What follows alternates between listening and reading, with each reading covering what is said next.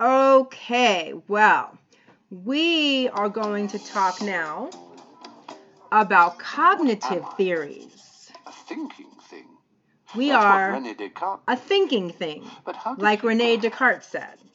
I am a Descartes thinking asked, thing. What, if anything, can I know What, if for anything, certain? can I know for He certain? decided he couldn't rely on Well, any evidence acquired from his senses, since not they senses. sometimes misled him. That can A straight mislead stick you, can look bent in water. right? In Things the look a past, he had certain way, mistaken but the they're shape not of what they objects in the appear. distance, and so on. Worse still, Well, while sleeping, he you may sometimes have dreamt heard he'd the woken famous up. 2 quote, plus 3 equals 5. I think, therefore I am. That is René Descartes, a well-known philosopher.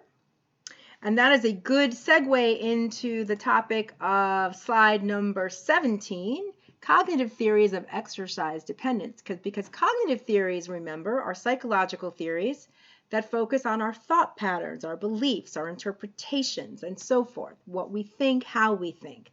So a researcher by the name of Szabo, very prominent in the exercise addiction literature, proposed what he called the cognitive appraisal hypothesis. Now, you guys should know what cognitive appraisal means from our unit on stress and health, because that was the critical phase for determining whether or not somebody would initiate a physiological stress response. So remember what that means? Think about it. Isn't that funny? Think about it. Cognitive theory, think about what it means. Cognitive appraisal means you decide what a situation means. You impose an interpretation of a circumstance, and then your actions follow as a result of the decision you made about what something means. So, with regard to exercise dependence, the idea is that once the habitual exerciser comes to view exercise as a means of effective coping with stress, that person learns to depend on and need exercise whenever stress is encountered. Whenever a stressor is experienced and they decide that that stressor is threatening and problematic and they need to cope with it, exercise becomes the way they believe is required for effective coping. And so the individual becomes convinced that exercise is a healthy means of coping with stress. And the reason they come to believe this in part is because scholastic and public media sources will often feed that belief, right? So you look at sociocultural perspectives and how they impact our thought pattern. Everywhere we look, whether videos or TV shows or movies or health promotion types of media, exercise, you should do it more, you should do it more, you should do it more, you should do it more. Here's a good way to cope with your life: exercise. Exercise is good for you. Don't do drugs, don't drink, exercise. So there's enough of a message out there in our culture saying exercise is in a really healthy way to deal with things, a healthy outlet. And so that fuels the person who exercises to relieve stress to do it even more, because they convince themselves that this is in fact a healthy way to cope.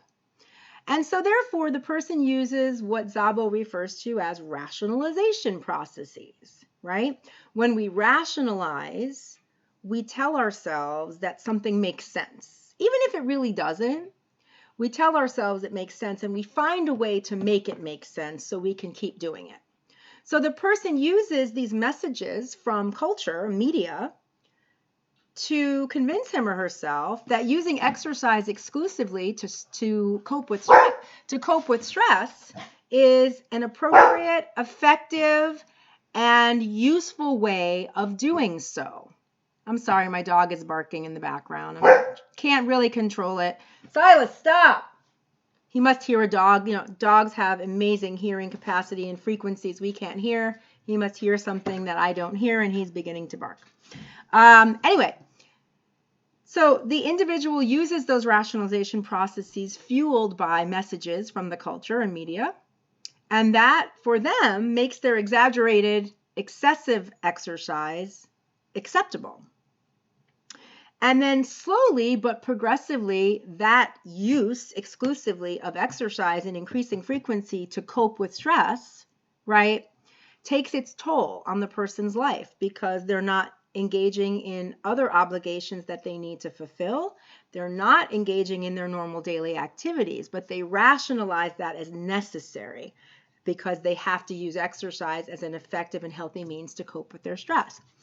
If unforeseen events, meaning something the person couldn't have anticipated, make it difficult or fully prevent the person from exercising, or they have to reduce the amount of exercise that they do daily, then negative psychological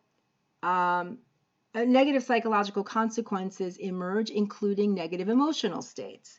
People become irritable, they feel guilty, they experience anxiety, they feel sluggish and start to have withdrawal symptoms. So the idea in this theory is that when exercise is used to cope with stress, apart from the negative feelings that result that I just mentioned, there's also a loss of the coping mechanism the person has come to rely on and believe is an appropriate and healthful source of coping. So as a result, then exercisers lose control, or perceived control anyway, over the stressful situation, right? Because they felt they were coping effectively and controlling the stress because they had something to do that with.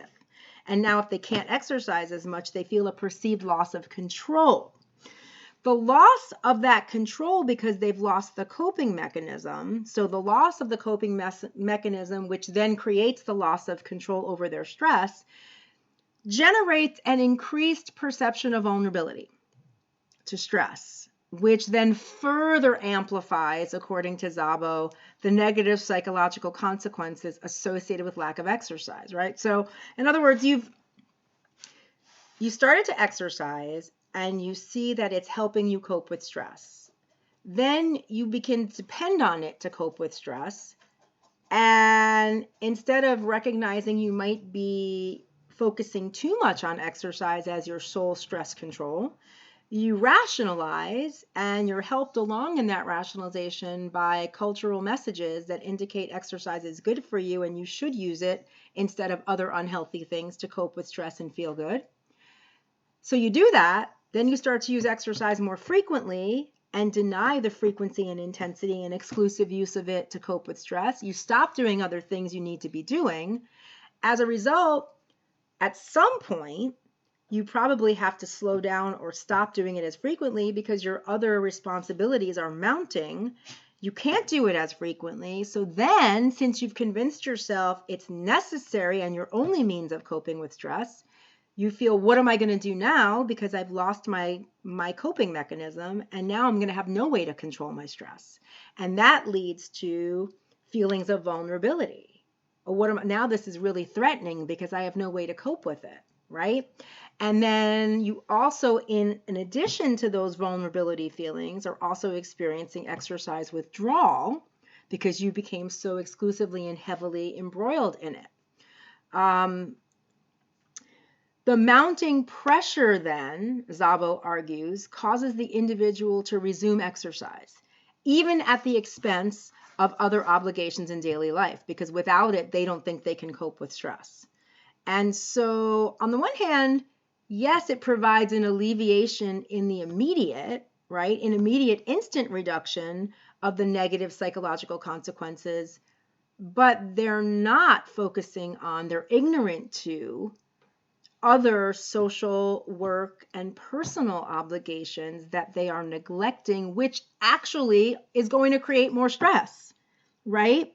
And so the irony of the situation is the person goes back to that exclusive dependence on exercise to cope with stress, but in doing that, they're actually making it more likely that they're going to encounter stressors and keep the cycle of stress going. The addicted exerciser, as a result, then becomes literally trapped in a vicious cycle. He or she needs more exercise to deal with the stress, but the stress is becoming more common and frequent because of the exercise, okay? And the idea is that if the person had a more realistic interpretation of coping with his or her stress, the impact of exercise in doing so, the exclusive focus on exercise, etc., then they wouldn't be stuck in this vicious cycle.